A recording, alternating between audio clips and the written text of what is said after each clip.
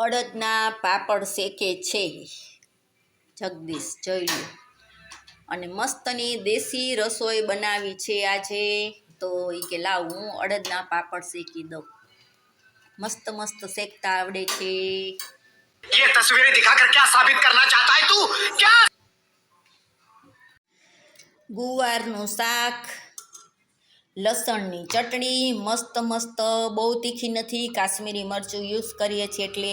મેથી કેરીનું સરસ મજાની ઠંડી ઠંડી છાશ અને બાજરાના રોટલા. આ છે ઘીવાળો ને આ બને છે કોરા. અને મને ફ્રેન્ડ રોટલા Oh my God.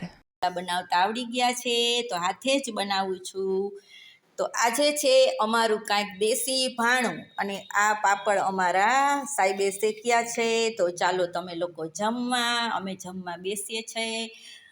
અને રાતનો ટાઈમ છે, તો આજે દેશી ભાણું કર્યું છે રાતે. તો દીપને ફાઇનલી ચા જોશે તો બનાવશે, નહીંતર અમે બેસી જઈએ જમવા. તો આજનું છે અમારું દેશી ભાણું. તો ચાલો તમે જમવા અને અમે પણ બેસીએ છીએ જમવા, બરોબર.